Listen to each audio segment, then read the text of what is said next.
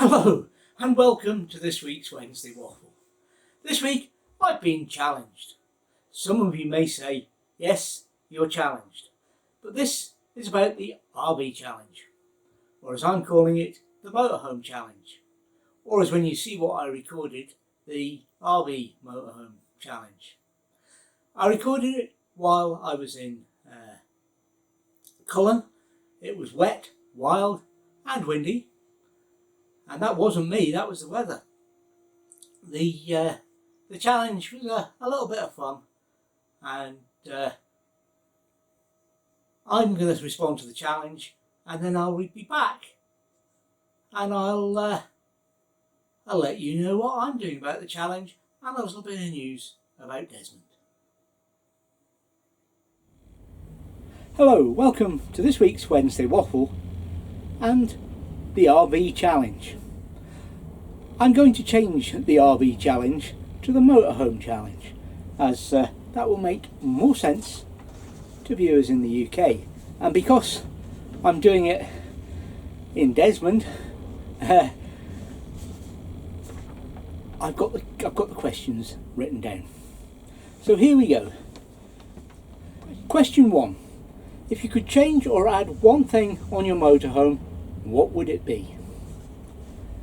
That would be two things really, but related. Wiring. Firstly, the manufacturer's wiring, which I've found over the years in caravans and now the motorhome to be inadequate. Just not up to it. Various problems with caravans over the years, and continued into the motorhome, but that isn't helped by a previous owner and his half-baked modifications. I have most of his modifications out of the way, but of course the manufacturer's wiring I'm stuck with, because it's buried within cupboards and places you just can't get to after the motorhome's been put together without taking it apart again, and that is not going to happen. Question 2. What was something you didn't expect when you got your first RV? Well, there was not much. We'd had a tent, we'd had caravans, and our expectations for the motorhome were pretty much led by that. We knew what we wanted the fixed bed, but other than that, the design spec we wanted was pretty much what we had in our last caravan.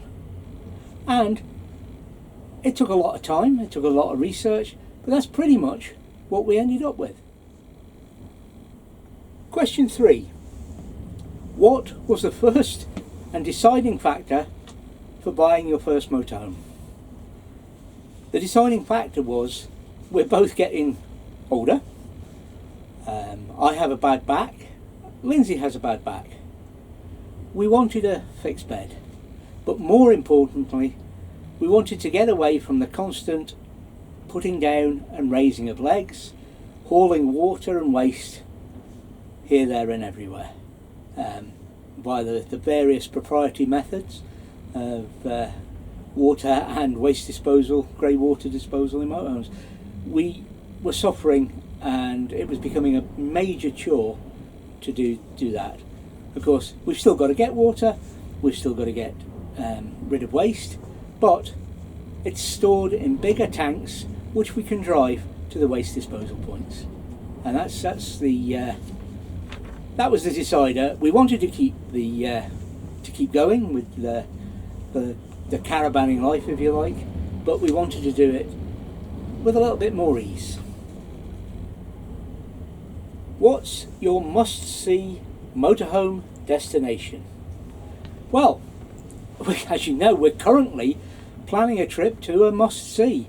We're heading to Avebury, and that's our main target, and we'll probably stop off at the Drove and take a long distance look at the Henge.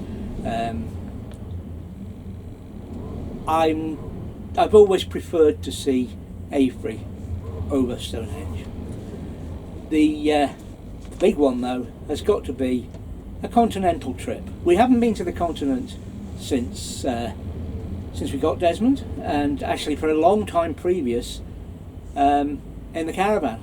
Living in the north of Scotland, it's a long way to the nearest ferry ports, but once Lindsay's retired, no doubt Europe beckons, and I know we both want to see Norway.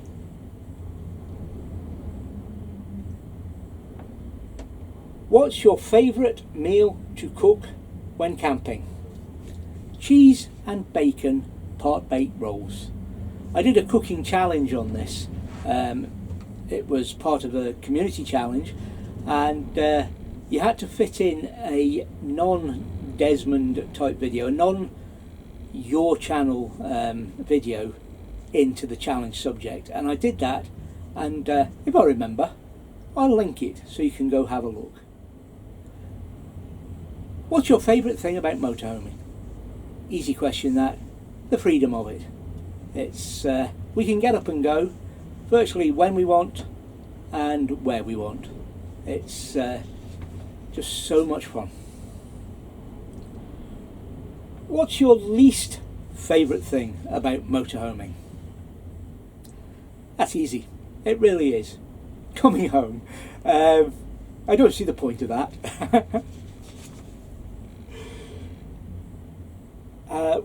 What's a must-have on your next motorhome? A flippant answer is going to be wheels, but really there's no must-have.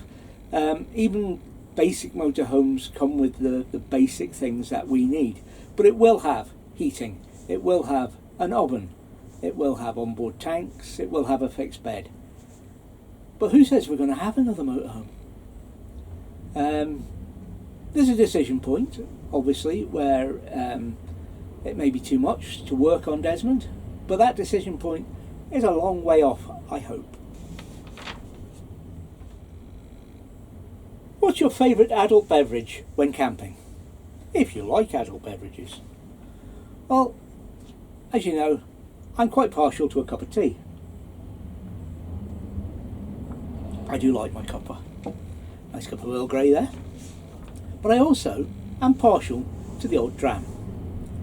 I like my whiskey, not that I overindulge, but I like a good whiskey, and I like, on a Saturday night when we're away, I will more than likely have a dram.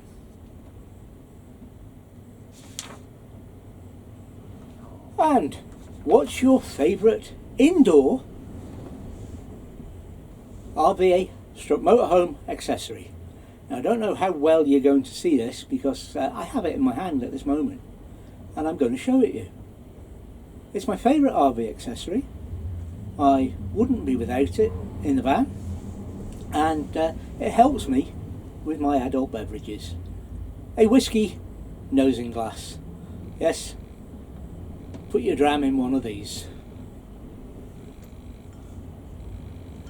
Thank you for watching the challenge.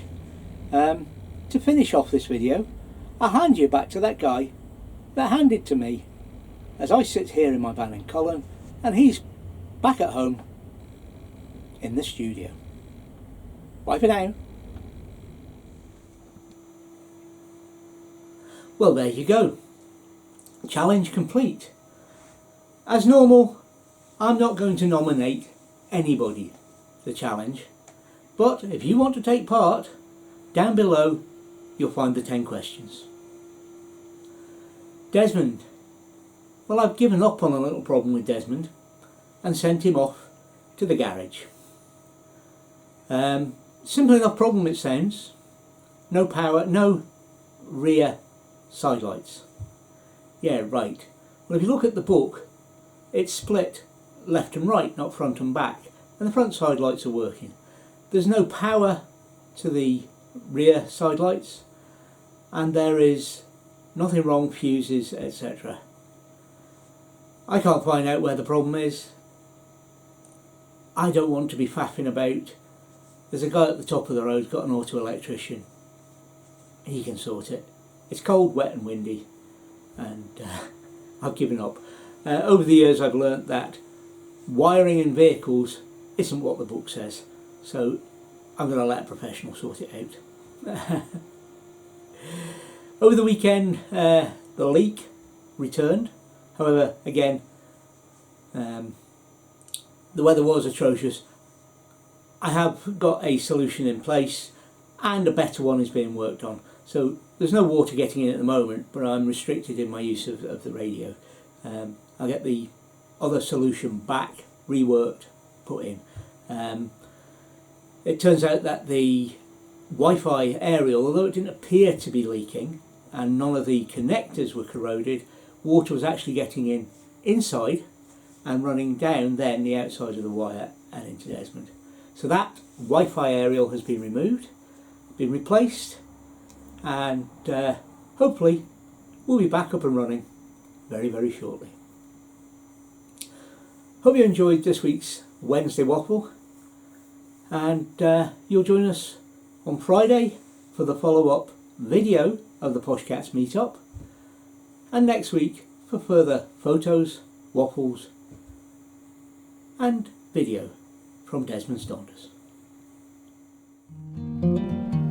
Thank you for watching Desmond's Donders. We'll hope you'll join us again for more photos, waffle and video as we travel around Scotland. Bye for now.